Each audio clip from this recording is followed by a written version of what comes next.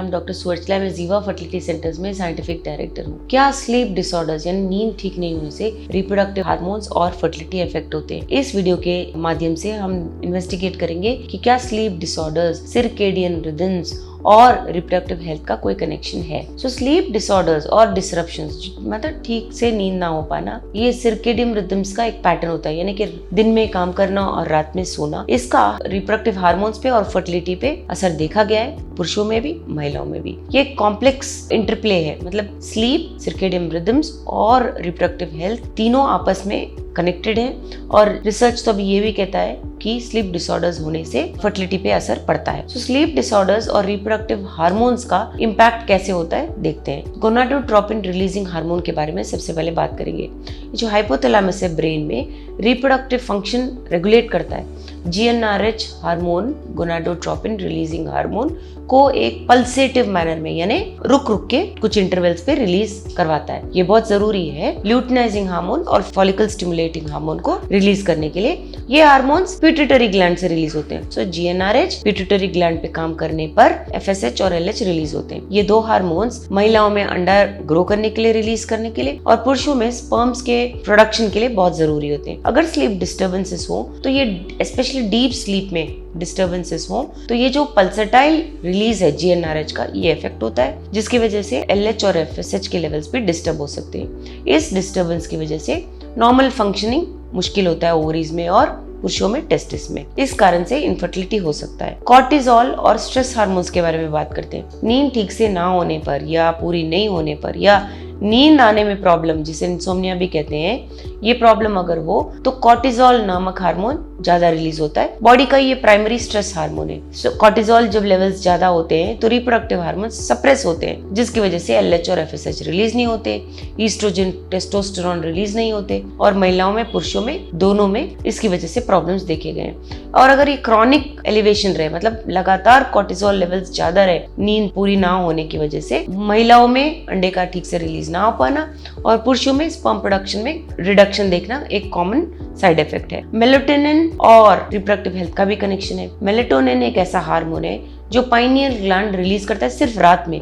ये बहुत important role play करता है सर्केडियन रिदम को बरकरार रखने में। और एंटीऑक्सीडेंट प्रॉपर्टीज भी हैं इस हार्मोन के, जो बहुत जरूरी होते हैं रिप्रोडक्टिव टिश्यूज को ऑक्सीडेटिव स्ट्रेस से बचाने में। स्लीप डिसऑर्डर्स अगर हो तो मेलेटोनिन ठीक से रिलीज नहीं हो पाता, जिसकी वजह से पीरियड्स का रेगुलर ना होना देखा गया है महिलाओं में। पुरुषों में स्पर्म क्वालिटी का बिगड़ जाना देखा गया है। महिलाओं में मेलेटोनिन अंडे की क्वालिटी को भी ठीक रखता है, एम्ब्रियो इम्प्लांटेशन के लिए भी अच्छा होता है। सो अगर ये कम हो जाता है तो फर्टिलिटी पे असर इसका देखा गया है। लेप्टिन भी एक हार्मोन है जो एनर्जी बैलेंस में बहुत सहायक होता है और ये स्लीप पैटर्न्स की वजह से भी इफेक्ट होता है। स्लीप अगर कम हो, नींद अगर कम हो तो लेप्टिन लेवल्स कम हो जाते हैं, जिसकी वजह से फर्टिलिटी पे भी असर देखा गया है। क्योंकि हाइपोथैलेमिक पिट्यूटरी गोनाडल एक्सिस यानी हाइपोथैलेमस फिर पिट्यूटरी पे काम नहीं करेगा। पिट्यूटरी महिलाओं में ओवरीज पे नहीं काम करेगा, पुरुषों में टेस्टिस पे नहीं काम करेगा, जिसकी वजह से प्रॉब्लम हो सकता है।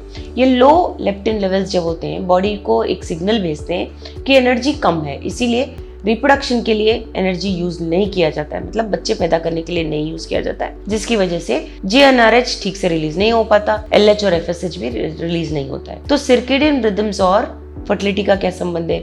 सर्केडियन रिदम्स होने पर ही टाइमली हार्मोनल रिलीज होता है, स्पेशली रिप्रोडक्टिव हार्मोन्स।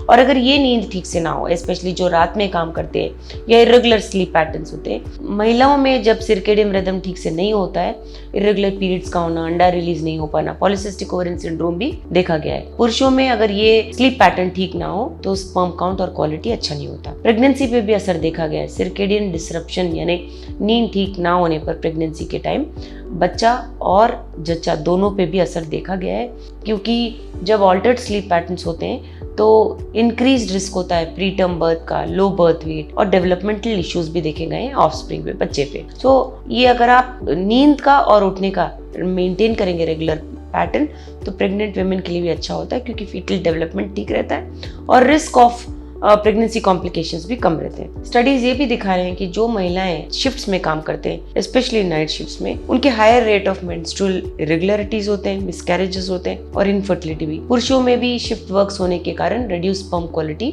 और टेस्टोस्टेरोन लेवल्स देखा गया है। ये इंटरनल सर्केडियन रिदम मतलब सुबह जागना और रात में सोना एक्सटर्नल एनवायरनमेंट से, यानी कि क्योंकि दिन में ब्राइटनेस होता है और रात में अंधेरा, इसके साथ अगर मैच ना करे तो रिप्रोडक्टिव हार्मोन्स के सेक्रेशन पे भी असर पड़ता है, ओवरऑल फर्टिलिटी पे भी असर पड़ता है। तो इसको आप मैनेज कैसे करते हो और ट्रीटमेंट ऑप्शंस क्या है? ट्रीटमेंट बहुत सीधा है, आपको अपना स्लीप पैटर्न को सुधारना पड़ेगा। कंसिस्टेंट स्लीप शेड्यूल होना चाहिए, स्क्रीन टाइम को कम करना चाहिए सोने के पहले, कंफर्टेबल स्लीप एनवायरनमेंट होना चाहिए, आपका वातावरण ठीक होना चाहिए, सर्केडियन रिदम्स को रेगुलेट करता है ये पैटर्न, उसकी वजह से रिप्रोडक्टिव हार्मोनल बैलेंस भी ठीक रहता है। कभी कभी दवाएं भी दिए जाते हैं। स्लीप डिसऑर्डर्स जब सीवियर होते हैं तो कुछ ऐसे मेडिकल इंटरवेंशंस होते हैं जिन्हें हम कॉग्निटिव बिहेवियरल थेरेपी कहते हैं इंसोम्निया के लिए, मेलेटोनिन सप्लीमेंटेशन दवाइयों के माध्यम से, या स्लीपिंग एड्स भी दिए जाते हैं जिससे आपका नॉर्मल स्लीप पैटर्न इंप्लीमेंट हो और इससे आपका फर्टिलिटी आउटकम भी अच्छा होता है। लाइफस्टाइल मॉडिफिकेशन बहुत जरूरी है, क्योंकि अगर आप अपना स्लीप पैटर्न को ठीक करेंगे, कैसे स्ट्रेस कम करके, डाइट इंप्रूव करके, फिजिकल एक्टिविटी अगर आप बढ़ाएंगे तो रिप्रोडक्टिव हेल्थ अच्छा रहेगा।